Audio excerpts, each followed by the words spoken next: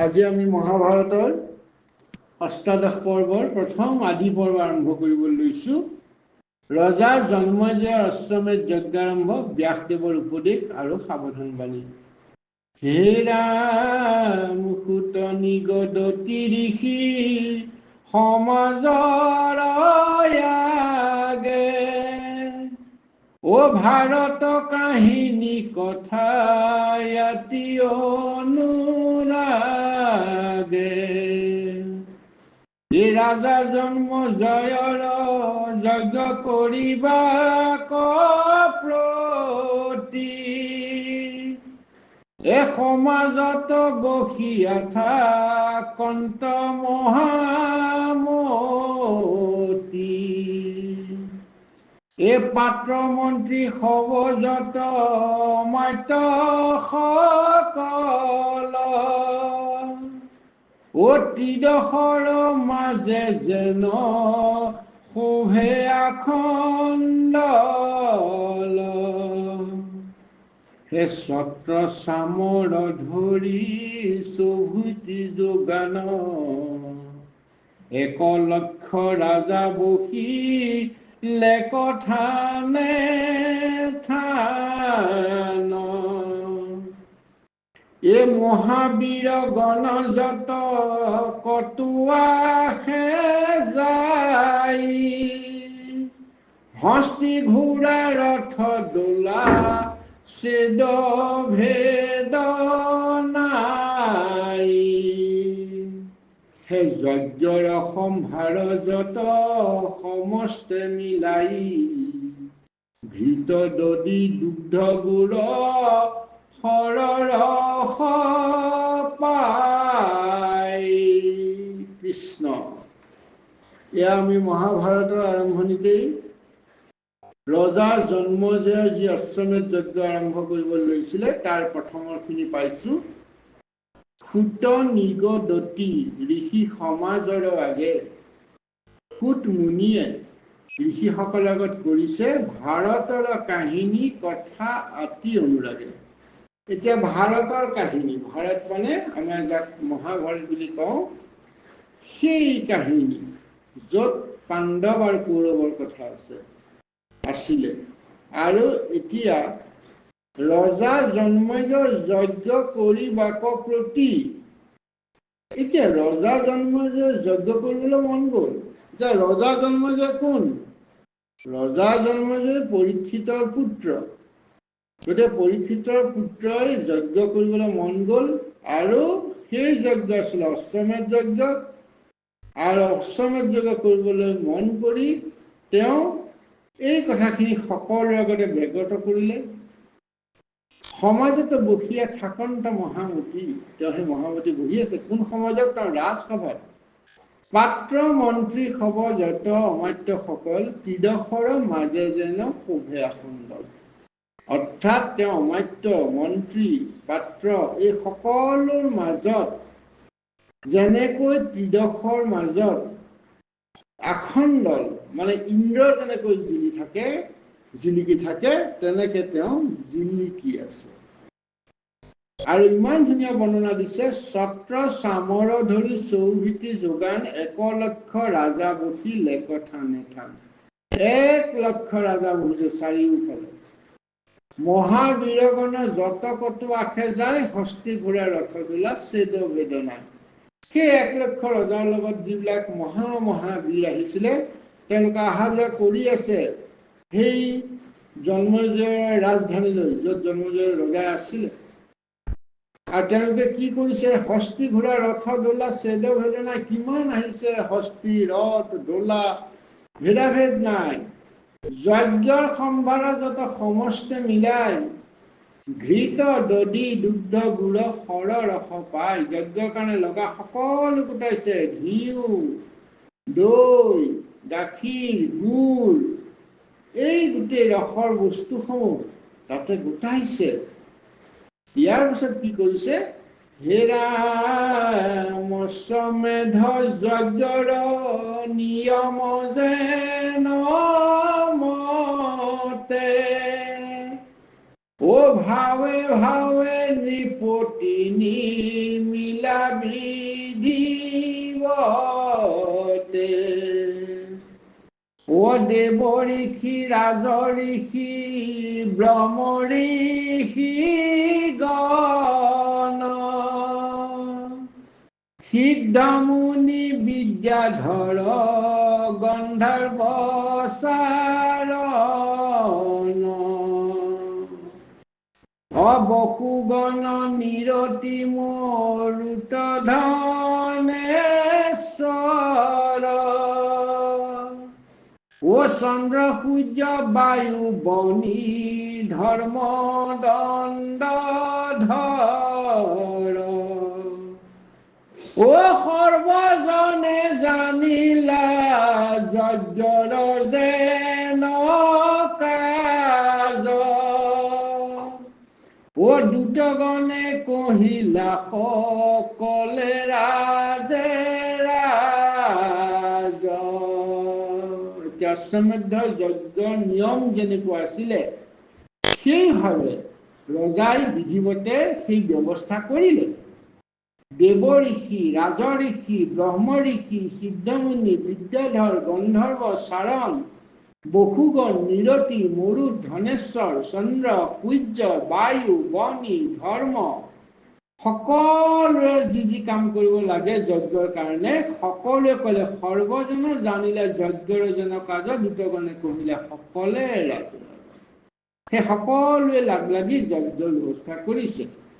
গতিকে এতিয়া যজ্ঞ আৰম্ভ কৰিব। এয়া আৰম্ভণি। পৰীক্ষিত সুত জন্মে জয় মহাবীৰ অসমজ্ঞাত বহি আছা গহীন গম্ভীৰ হে ৰাম সেই সময়ত ব্যাস ঋষি আহিলন্ত ও প্ৰভাতৰ সূৰ্য যেন প্ৰকাশ কৰন্ত হে ৰাম তপু বলে সবাৰো তেজক আক্ৰমিলা গীষিত কৰি সৱে গাৱে চালি দিলা ও সকল সমাজে উঠি আগবাঢ়ি নিলা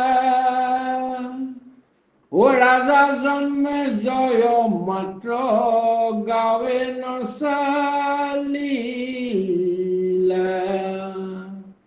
এতিয়া জন্মজয় ৰজাই এই যজ্ঞৰ যে আয়োজন কৰিলে, বিভিন্ন 1 লক্ষ ৰজা মহাৰাজা ঋষিগণকো মাতিলে। এতিয়া ইয়াত কোৱা হৈছে পৰীক্ষিত সুত জন্মজয় মহাবীৰ। এই পৰীক্ষিতৰ পুতেক জন্মজয় মহাবীৰে সমাজত বহি আছে খুব গহীন গম্ভীৰ হৈ। সেই সময়ত ব্যাস ঋষি আহিলন্ত, সেই সময়তে ব্যাস ঋষি আহিলে। আৰু কেনেকৈ আহিছে? প্ৰভাতৰ সূৰ্য যেনে প্ৰকাশ কৰন্ত, ৰাতিপুৱা উদিত সূৰ্যৰ দৰে সমাজত ব্যাস ঋষিৰ আগমন হ'ল। তপু বলে সবাৰো তেজক আক্ৰমিলা গিৰিশত কৰি সৱে গাৱে চালিলা। অৰ্থাৎ ব্যাস ঋষি ইমান শক্তিশালী, তপোবলত ইমান শক্তিশালী, ইমান প্ৰস্ফুটিত হৈ আছে যে তেওঁ সকলোকে তেওঁৰ শক্তিয়ে তেওঁক পৰাভূত কৰিছে। অৰ্থাৎ তেওঁৰ প্ৰতি আকৰ্ষিত কৰা বুজাইছে। আৰু তেওঁৰ প্ৰতি সন্মান আহিছে, সেইকাৰণে গিৰিশ কৰি সকলোৱে গাটো লৰাই দিলে। লৰাই সকলো সমাজে উঠি আগবাঢ়ি নিলা ৰজা জন্মজয় মাত্ৰ গাৱে নচলিলা। সকলোৱে জন্মজয়ে সকলোৱে উঠিলে, গাটো ঢালি উঠি তেওঁক আগবাঢ়ি গ'ল ব্যাসক আনিবৰ কাৰণে তেওঁলোকে, কিন্তু ৰজা জন্মজয়ে নগ'ল। হে ৰাম নুঠিবাক দেখি ব্যাসে দিলা সমিধান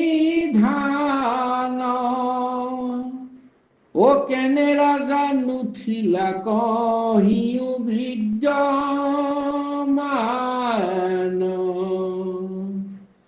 ও কিবা কাৰ্যে আমাক কৰহায় তো বড়, নাচলিলা গাঁৱে কেনৰ সভাৰ ভিতৰ।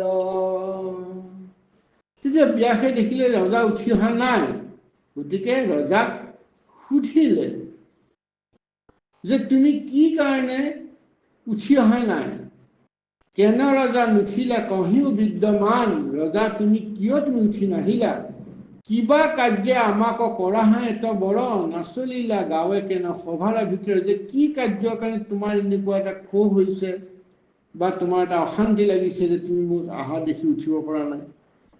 এ চন্দ্ৰবংশে ৰাজা যত আছিলে কয়াগে, ও তেসম্বাৰ যশ ধৰ্ম কি কহিব লাগে, ও তোমাৰে সে কুযশ ৰহিলা জগতত, কহিউক কি কাৰ্যে কৰিলা হেন মতে মত।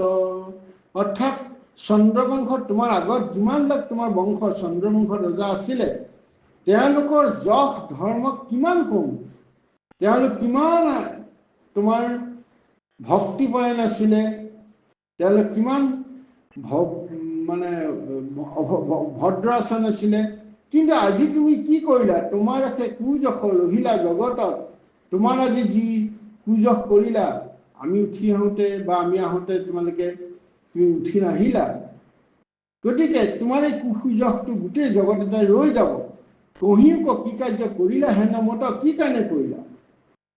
হে ৰাম ৰাজা বোলে গুৰুৰ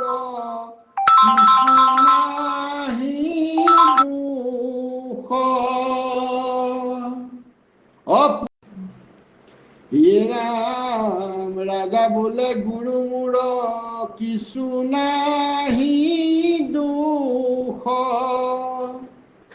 পূৰ্বতে মোহক লগাই আছায় সন্তোষ, হে আমাৰো পৰিবংশ কুৰু পাণ্ডৱৰ, লাগিল কণ্ডল ঘোৰ দাৰুণ সমৰ, অসুহৃদ সোদৰ বন্ধু বান্ধৱ সকল, ও ৰাজ্যৰ নিমিত্তে ঘোৰ লাগিল কণ্ডল, ও তুমি সব মহন্তৰ সহন স্বভাৱ, ও নভাঙিলা দণ্ড কেন নাকাৰিলা ৰাৱ। তেতিয়া পৰীক্ষিতে ক'লে যে মই তোমাৰ ওপৰত অলপ অসন্তোষ আছে, গতিকে বোলে ৰাজা বোলে গুৰু মোৰ কিছু নাহি দোষ, মোৰ কোনো দোষ নাই, পূৰ্বতে মোহকো লগাই আছা অসন্তোষ, গোটেই তুমি মোক অসন্তোষ কৰিছা, কি কৰিছা, মই অসন্তোষ হৈছোঁ তোমাৰ কাৰ্যত, কাৰণ আমাৰ উপৰি বংশ কুৰু পাণ্ডৱৰ যে যুদ্ধ লাগিছিলে, যুদ্ধ কৰিব লগা হৈছিলে, সংঘাত হৈছিলে, তেতিয়া সদৰ বন্ধু বান্ধৱ এই সকলোৱে ৰাজ্য লাভিবৰ কাৰণে কণ্ডলত লাগিলে, আৰু সেই সময়ত তুমি সহন স্বভাৱ দেখুৱাই একো নামাতিলা, মাত্ৰ ৰৈ থাকিলা, নভাঙিলা দণ্ড কেন নাকাঢ়িলা ৰাৱ, তুমি দণ্ডখনটো ভাঙি নিদিলা আৰু তুমি কাকো বাধাও নিদিলা, আৰু সেইকাৰণে মই দুখ পাইছোঁ। আৰু সেই দুখত কৈছে, হে আজিও বিষাই গাৱ সুমৰি সুমৰি, অসিকাৰণে নুঠিলো মনত দুখ কৰি, এই আকৌ জানি গুৰু নকৰিবা দুখ মন, ও চৰণে প্ৰণাম গুৰু লৈয়ৰি শুৱন। গতিকে আজি সেই কথা ভাবি মোৰ গাটো বিষাই যায় সেই কথা স্মৰণ কৰিলে, আৰু সেইকাৰণে মই উঠা নাই, তোমাক সন্মান কৰা নাই, মনত মই দুখ পাইছোঁ। আকৌ জানি গুৰু নকৰিবা দুখ মন, গতিকে সেইটোকে জানি গুৰু দুখ নকৰিবা। চৰণে প্ৰণাম গুৰু লৈও অৰিহণ, ৰজাৰ জন্মে যে ব্যাসৰ চৰণত প্ৰণিপাত কৰিছে, কৰি তেওঁ কৈছে যে এইখিনি কাৰণে তোমাৰ প্ৰতি মোৰ অলপ ক্ষোভ আছে, মোৰ দুখ আছে, গতিকে মই তোমাক উঠা নাছিলোঁ। গতিকে আজি আমি মহাভাৰতৰ আদি পৰ্বৰ এই 13 নম্বৰলৈকে আমি কীৰ্তন কৰি শ্ৰৱণ কৰিলোঁ, নিজে শ্ৰৱণ কৰিছোঁ, আপোনালোককো জনাইছোঁ। গতিকে এয়া মহাভাৰতৰ কথা আমি চাওঁ পৰৱৰ্তী অংশত। আজি ব'হাগৰ 1 তাৰিখ আমি আৰম্ভ কৰিছোঁ মহাভাৰতখন। কেতিয়া শেষ হ'ব নাজানো, কিন্তু শেষ হোৱাটো ডাঙৰ কথা নহয়। আমি ইয়াৰ অৰ্থখিনি, ইয়াৰ তত্ত্বখিনি মহাভাৰতৰ আমি জানিবলৈ প্ৰয়াস কৰিম। আজি মাত্ৰ আৰম্ভণি কৰা হ'ল। কৃষ্ণ ৰাম। জয় ৰাম জয় নাৰায়ণ জয় কৃষ্ণ জয় জগতগুৰু শ্ৰীমন্ত শংকৰ। হে প্ৰভু ভগৱন্ত, আমি ভাবি যাওঁতে কথনে মথনে অনেক ভুল ত্ৰুটি, তাৰ পিছত অপৰাধখিনি মাৰ্জনা কৰিব। অপৰাধ বিনাশন তজু নাম নাৰায়ণ, জানি নামে পখিলো শৰণে, আন গতি নাহিকে মৰণে। অপৰাধ ক্ষমা কৰি তুমি দয়াশীল হৰি, মোক ৰক্ষা কৰিও শৰণে। হে ৰাম মোক ৰক্ষা কৰিও শৰণে, হৰি ৰাম। কৃষ্ণ কৃষ্ণ।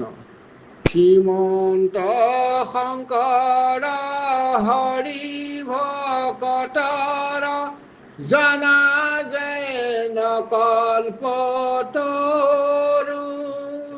ও তাহান্ত বিনাই নাই নাই নাই, আমাৰ পৰম গুৰু।